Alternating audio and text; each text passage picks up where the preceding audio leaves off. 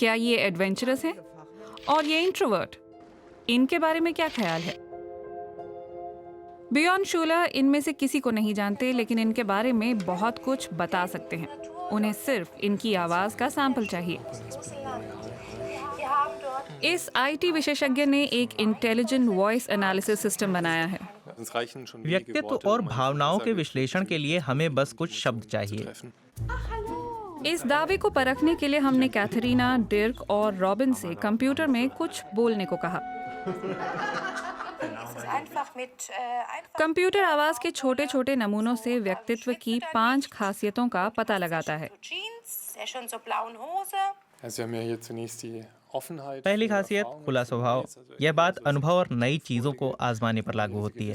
फिर है कर्तव्य निष्ठा, इसके नाम से ही मतलब समझ आ जाता है। तीसरी है एक्स्ट्रावर्जन, यानी कोई कितना मिलनसार है। फिर अनुकूलता बताती है टीम में कोई कितने अच्छे से काम करेगा।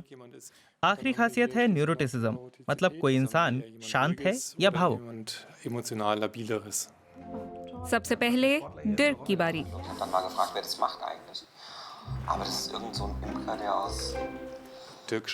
डिर्क की नई चीजें आजमाने में बहुत दिलचस्पी है। नए अनुभवों के लिए बहुत खुलापन है। नई चीजें आजमाने को तैयार? हाँ, बिल्कुल। कंप्यूटर के लिए अच्छी शुरुआत।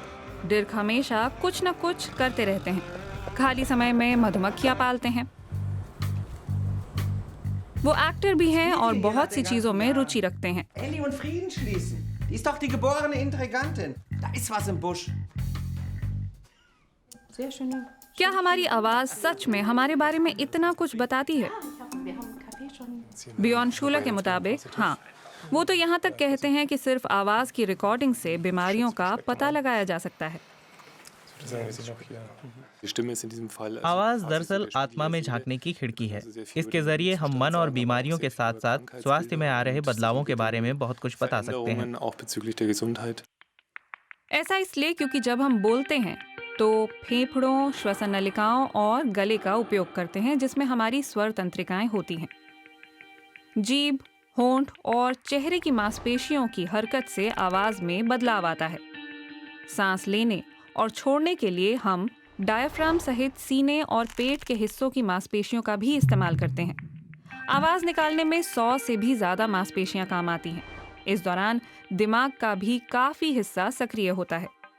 तनाव, दर्द, डर या अवसाद का भाव इन सारे कारकों पर असर डालता है। इससे हमारी आवाज में भी बदलाव आ जाता है। बियॉन के अनुसार बीमारी में भी ऐसा ही होता है। पार्किंसंस न्यूरो सिस्टम में गड़बड़ी से जुड़ी बीमारी है जो चलने फिरने पर असर डालती है। शुरुआती लक्षणों में उन छोटी मांसपेशियों का प्रभावित होना भी शामिल है जिनसे आवाज निकलती है।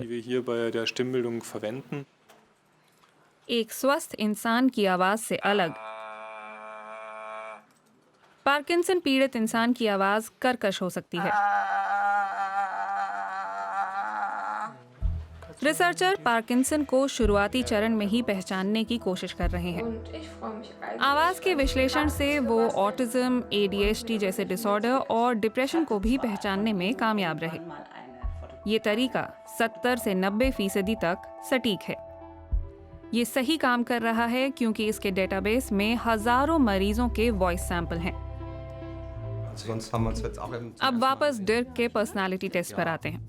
खुलेपन के अलावा उसके वॉइस टेस्ट में और क्या खासियतें सामने आईं? डिर्क का झुकाव इंट्रोवर्जन की ओर है, मतलब कि वे दूसरे लोगों के साथ रहने के बजाय अकेले रहने पर ज्यादा खुश रहते हैं। जो लोग मुझे अच्छे से नहीं जानते वो शायद चौंकें, पर मुझे अकेले रहना पसंद है। और अब कंप्यूटर का एक और टेस्ट। क्या कैथरीना पर भी टेस्ट इतना ही कारगर होगा? उन्हें अपनी दुकान पर काम करना पसंद है और उनके कैफे में उनकी आवाज काफी एक्सट्रोवर्ट लगती है। मैं ग्रीस से हूँ और जब भी अपने परिवार या पति से बात करती हूँ मेरी आवाज तेज होती जाती है। कई लोग सोचते हैं कि हम लड़ रहे हैं, जबकि ऐसा होता नहीं। देखते हैं कंप्यूटर की पकड़ में क्या आता है। डिक के मुकाबले हम देख सकते हैं कि कैथरीना बहुत संतुलित हैं। उनकी आवाज़ के प्रति कई लोगों की सोच अलग होगी, लेकिन वह काफ़ी संतुलित हैं। वो सभी खास 5 कसौटियों पर औसत पाई गईं। हाँ, कहीं बीचों बीच। हाँ, मैं सहमत हूँ। कंप्यूटर एक बार फिर सही रहा। रॉबिन के बारे में क्या? वो हाइकिंग टूर पर नेपाल जाने की सोच रहे हैं और आमतौर पर वो खेल कूद करने वाले और महत्वाकांक्षी हैं। मैं वाकई कई बातें सोचता हूँ और संयमित रहने की कोशिश करता हूँ। मेरे दोस्त इस बात की तस्दीक करेंगे।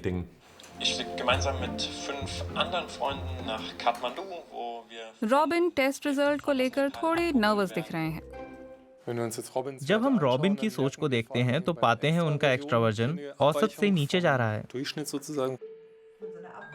आवाज की पड़ताल के मुताबिक रॉबिन काफी इंट्रोवर्टेड और चिंतनशील हैं। उनके व्यक्तित्व की दूसरी खासियतें औसत हैं, लेकिन खुद को लेकर रॉबिन का विचार बिल्कुल अलग है।